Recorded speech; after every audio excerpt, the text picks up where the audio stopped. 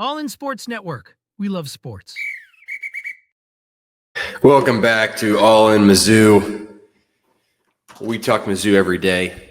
You guys know the deal now. Today, it's our weekly Wednesday episode where we go over Missouri's defense from the previous week. Missouri, if you don't know, lost to Texas A&M at home 38-17 on Saturday. That's pretty good. I talked about the offense yesterday. I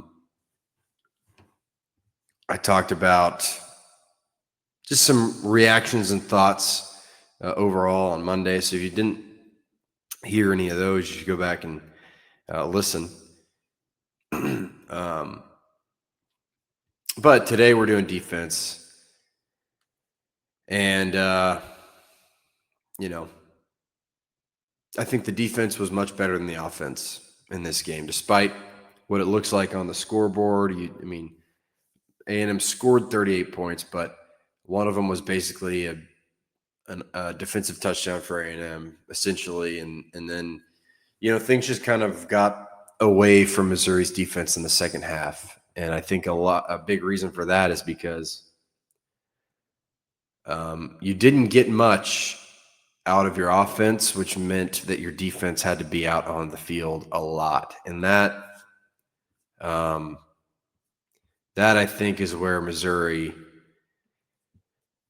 has continued to be at a disadvantage. Their offense doesn't help the defense. And I don't know, rewatching this game, especially in the first half, I thought this defense was really, really good. This game should have been 7-0 at half with Missouri getting the ball out of the break. And, I think if that's the case, this is a different game. And I'm not saying that Missouri wins this game. I think Missouri loses this game either way. But it's a different feel being down 7-0 at half rather than being down 14-0 at half. What I'll say, to start, I think Missouri did a great job of keeping the ball in front of them. There weren't a lot of plays over the top, especially in the first. I'll start just talking in the first half because it was kind of a tale of two halves for this unit. But in the first half, I think they did a great job keeping things in front of them. They did a really good job handling. They did a great job handling Marcel Reed. A&M was always going to give you a lot of interesting option looks. There was some RPO stuff that they did that I thought Missouri really did a great job of addressing. There was one third down play in the first half. I believe it was the first half where they ran kind of an RPO, and it was kind of like an RPO triple option, and Missouri had everything covered, and it ended up being a sack for Darius Smith. I thought they were really disciplined in that sense. Last year there was a clear weakness of this defense, and it was that mobile quarterbacks hurt this team. But this year I really think Missouri has done an excellent job of containing those guys. Marcel Reed only had 5 carries for 29 yards.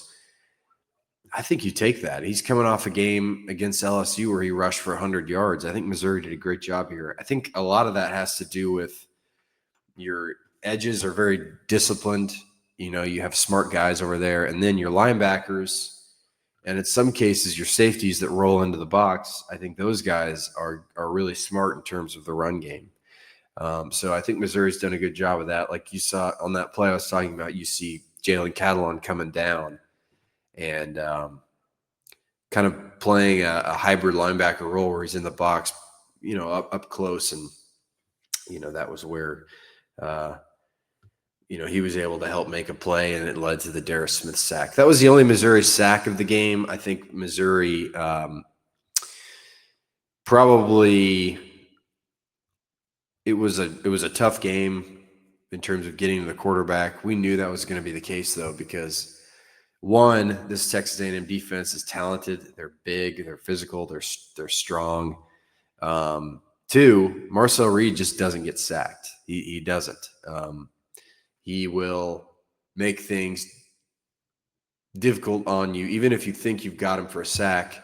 He's got another option. He's got his legs. He's got a check down, whatever. But on the one sack Missouri did get home on, they did a great job of covering everything up. Some other things I noticed. I thought the linebackers do a very good job. I thought Tristan Newsome was awesome in this game. He's only got his role has been interesting this year. He hasn't played as much as I thought he would, and I think that's probably because of the emergence of younger guys like Khalil Jacobs and of course, I mean they've got options there at linebacker, right?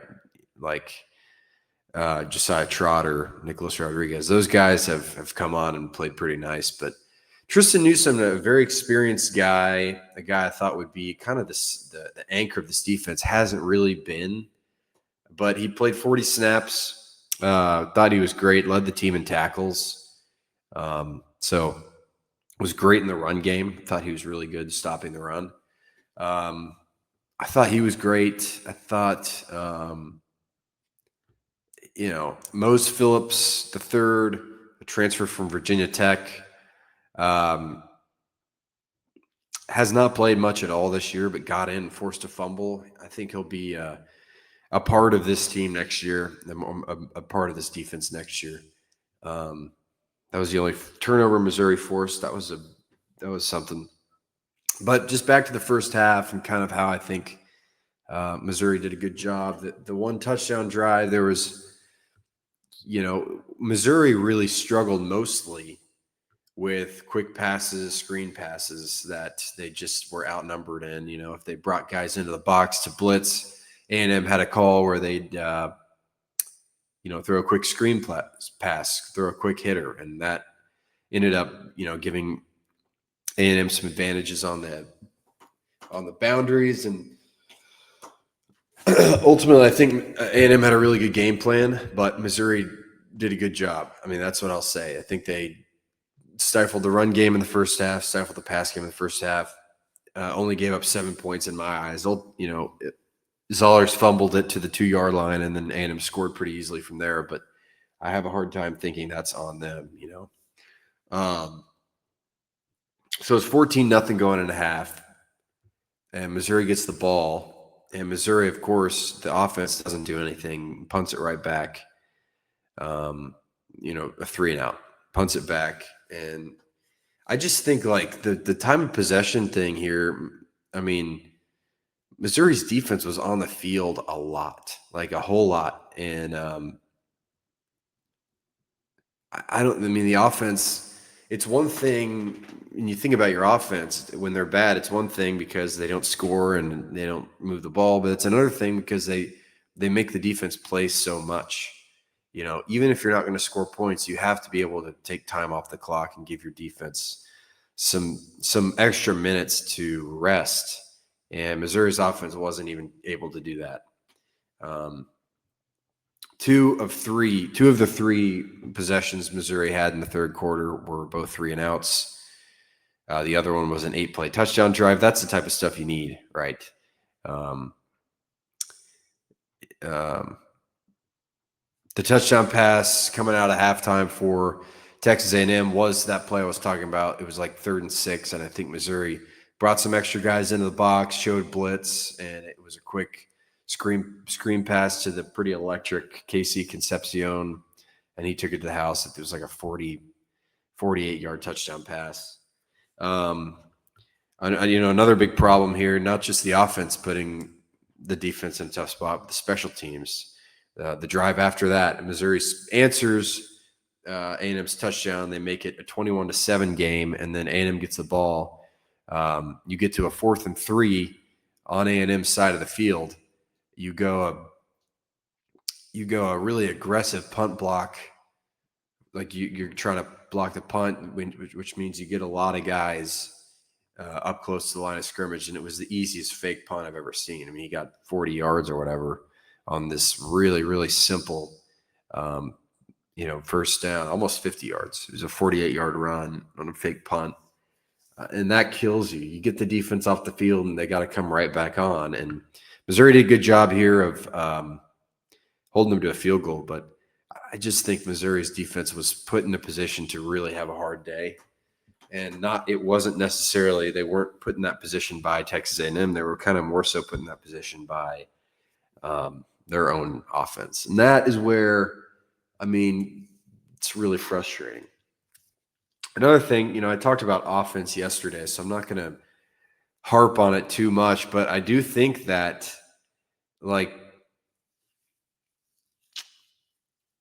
I'm watching A&M's offense and what they're doing and the game plan. I think that's the offense I think the Missouri needs to be running. They're not throwing it down the sideline every time. They find openings in the middle of the field, even if it's just for 6 yards, Like Missouri, like I said, Missouri's defense was able to keep guys in front. They weren't giving up a big play, but they were giving up 6 yards on first down, which makes it a lot more manageable on second and third down.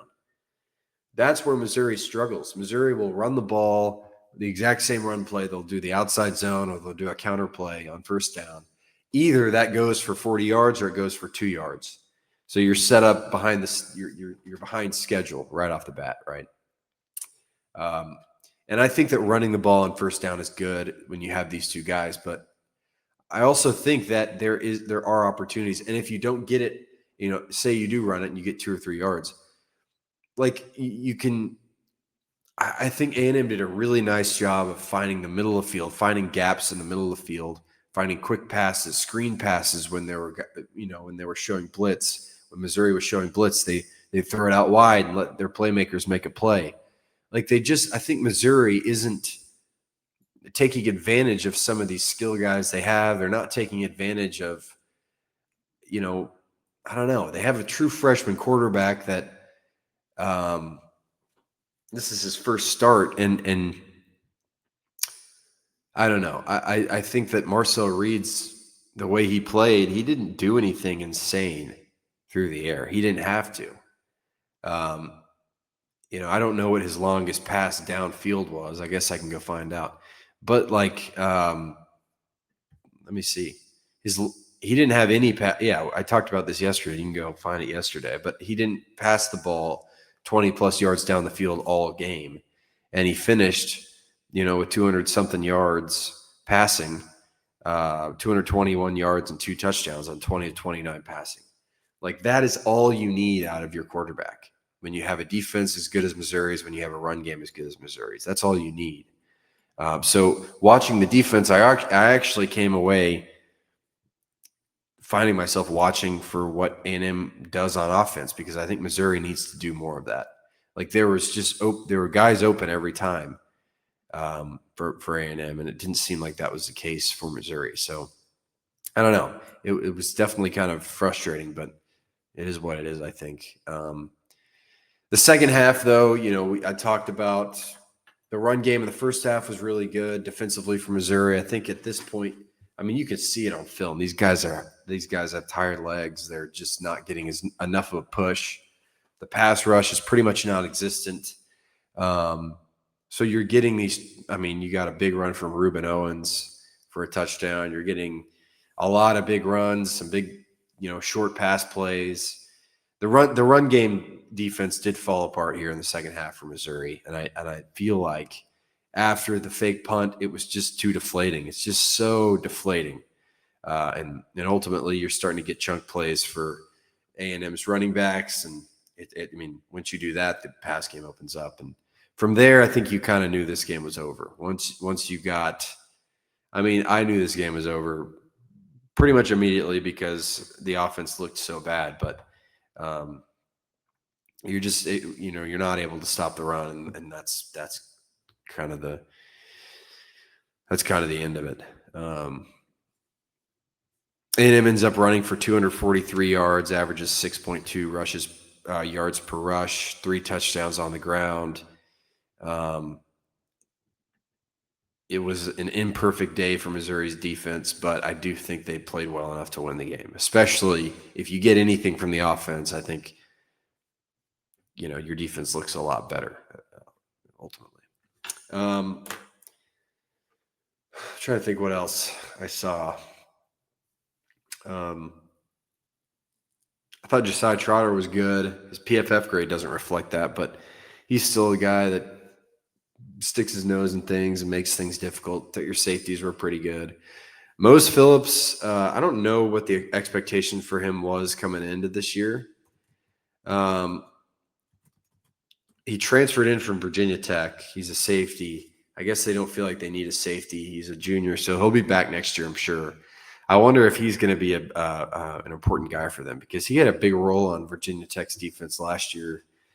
This year hasn't played that many snaps, so I don't know. I don't know what I liked what he got. He was actually Missouri's highest graded defender on the game. He finished with a grade of 91.5. Only played 11 snaps, though, 4 in coverage, 11 in the run defense. So maybe you've got a positive there. Maybe he can get something going next year for you. I think you're at a point now. I mean, I don't want to start looking totally towards next year, but you kind of are in a situation where you're not making the playoffs. You're not making the SEC championship game. You can still make a bowl, but it is, a time now where you can see some of these young guys, younger guys or depth guys and see what they can maybe give you for next year. Sterling Webb was your second highest graded run defender, 74.6. Drayden Norwood, 72.9. Tristan Newsom ended with 6 tackles. He was targeted 5 times and gave up 3 catches for 36 yards. So there you go. He was good in the run game. Let's find that. Let's see. Yeah, he had some child out there is screaming. Good God. What else? Oh, Chris McClellan. Chris McClellan's your 5th highest grade run. Not run defense. Defender of the game from Missouri, 70.2. He had 4 tackles, 4 run stops. That guy's big. He's a big dude. I thought he played well. Let's keep it moving here. Run defense, your highest grade run defender was Marvin Burks Jr. I've talked about these safeties a couple times this year. I think they, for what they may lack sometimes, with the passing game down the field, although I think they've gotten a lot better in that regard. But I think they make up for it, being able to come down and help in the run game. And Marvin Burks is a perfect example of that. He is always down there making tackles. So he had a 71.2 run grade. He had 1 run stop, which just means it's a positive play for a run defender on a run play. Chris McClellan, 71. Sterling Webb, 71. Tristan Newsom, 69.5. Marquise Gracial, 69.2. Pass rush, Sterling Webb, Josiah Trotter, Zion Young, Nicholas Rodriguez, Dalen Carnell. Again, this team really wasn't able to get a ton of pressure. I think they finished the game with 7 pressures, which if I had to guess, 9 total pressures. Damon Wilson led the way with 3 pressures. He had 3 quarterback hurries. Let's see. Darius Smith had 2 with a sack. Nate Johnson had 2 with 2 hurries. Trotter had 1. Sterling Webb had 1. So that's 9 total pressures. I would imagine that's probably the lowest mark of the season for Missouri's defense in terms of pressures. But again, I think this is a tough matchup for that. Coverage. Let's see. Mose Phillips III had the highest coverage grade, 92.5. Didn't play a ton, so not a super high sample size, but still. Drayden Norwood, number 2. He wasn't targeted once in this game on 34 pass plays, 72.9 grade. Toriano Pride, 68.9 coverage grade, was targeted 4 times for 28 yards and a touchdown. Marvin Burks Jr. Was targeted once for 1 catch for 6 yards. And Tristan Newsom there was targeted 3 times, like I said, for 36 yards. Targeted 5 times, 3 catches for 36 yards. I always like to see kind of the coverage versus certain receivers, just to see who did what against like KC Concepcion, we knew this guy was going to be tough. Tristan Newsom was the highest graded defender against KC Concepcion.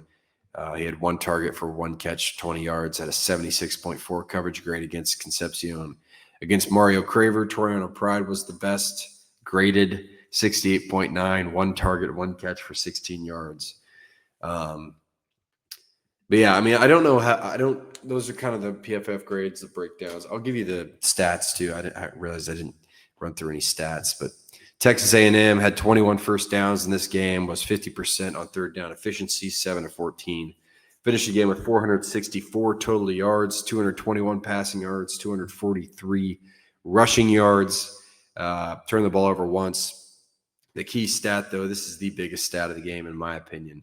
35 minutes and 46 seconds of possession. And that's just tough for your defense. That's not usually what Missouri does. So it was tough. What else can I talk about here? The box score, like I said, Tristan Newsom led the team in tackles, had 6 solo tackles, 11 total tackles, 1 tackle for loss. McClellan, 7 total tackles. What else? Josiah Trotter had a pass defended. Darius Smith had a pass defended and a tackle for loss and a sack. Dalen Carnell pass defended. Yeah. When I watch when I rewatch this game, I think it's clear to me. I think Missouri had a good game plan. I think Missouri came out and did just about everything they could do to keep the team, keep the game competitive, keep the team in the game. And it just wasn't quite enough, which is unfortunate because I think now for 4 straight weeks, they've played really well and the offense hasn't. And I imagine that's a frustrating thing. But thankfully now I can be done talking about this A&M game. We're looking ahead, and tomorrow we'll look ahead and preview Mississippi State, which is the last home game for Missouri. I think it'll be senior day, so you're getting to honor a lot of guys.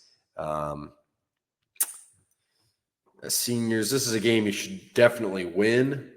You're going to be favored in it for sure. It's an opportunity to bounce back, but Mississippi State is not the same Mississippi State team from last year. They're a lot scrappier and they can fight. So come back tomorrow. We'll talk about that game. Last takeaways here. I just think the defense did enough, but what I was drawn to watching this game was that A&M's offense is what Missouri's offense should have been. Quick passes, finding holes. And Missouri's defense is very good. I think A&M recognized that and said, let's take what we can get. Let's not try to be superheroes every play. Missouri didn't recognize that.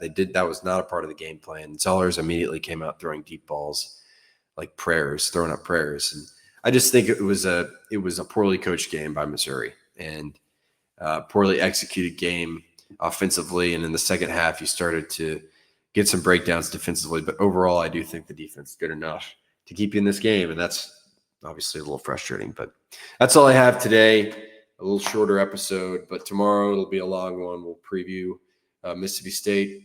Missouri takes on Minnesota today in basketball. I'll definitely be watching that. If anybody else cares about this, I subscribe to KenPom.com. It's like an advanced analysis of college basketball. I like to look at this stuff. But Minnesota is the 64 ranked team in KenPom. Missouri is the 37th. So this is a competitive game. It's the second best, according to KenPom, it's the third best non-conference team Missouri will play. It is at home. Missouri is projected here just by this website to win 82-75. Minnesota is 2-0 with wins over Gardner-Webb and Alcorn State. So neither team really has a super impressive win or anything, but I think they're two decent teams, two teams that have a chance to push for a tournament spot. So it's a huge game. Minnesota has a guard a 6'7" guard named Cade Tyson, and he's averaging 25.5 points a game through 2 games. But still, that is prolific. He's shooting 61.9, so we'll call it 62% from the field, averaging 25 points a game. He transferred in from North Carolina last year, averaged about 8 minutes a game last year. Before that, though, he was at Belmont and was a really nice player for Belmont. So Cade Tyson is your guy to watch for Minnesota. I think I saw that Trent Pierce, Trent Burns, and Anar Boateng are all – I think I saw that they're out again. I won't lie to you, man. I'm starting to get pretty sick of this, like, secrecy little – this injury stuff. It happens every single season with Gates. Every single season there's something weird going on that he won't talk about.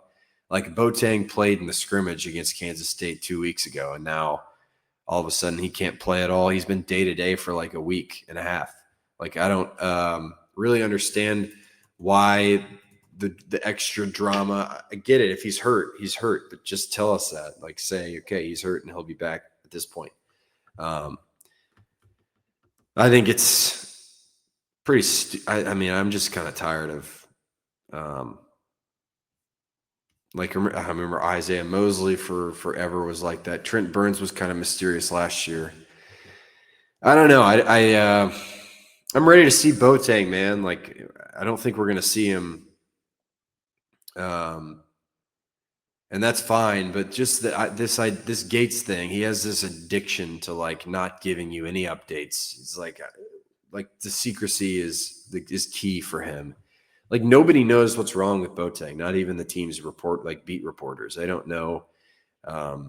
There was never any announcement on what the hell's wrong with him. Like, he literally played, I think he led the team in minutes against Kansas State in that exhibition like 2.5 weeks ago. So I don't know what is going on. And if he hurt himself, just go ahead and tell us, tell us what's going on, is my opinion. But I don't know. It seems like every year there's some stupid little secret injury that like seems to drag on forever. And that sucks. But Missouri, despite being shorthanded, should probably win this game, or should absolutely win this game. See if I can find the spread if anyone's interested. Looks like they're 7-point favorites. That's interesting. I probably won't take that, but I'm excited. Sorry, I'm excited to watch. It should be a lot of fun. This Cade Tyson guy, wow, he's pretty electric. He scored 30 points against Gardner-Webb. Again, Minnesota hasn't played anybody, but this is going to be a fun game. Missouri and Minnesota played 2 years ago, and in Minneapolis, and Missouri won. So this is the end of the home-and-home series with them. So there you go. Should be interesting. I'll be watching. I wonder what channel it's on. SEC Network Plus. There you go. All right, that's all I have. Come back tomorrow. We'll do some talk about Minnesota, Missouri, and then we'll talk about Mississippi State, the preview of Missouri's next game. Come back for that. Thanks for tuning in today. I'll see you later. Have a happy Wednesday. Godspeed, everybody, and good luck. All in Sports Network. We love sports.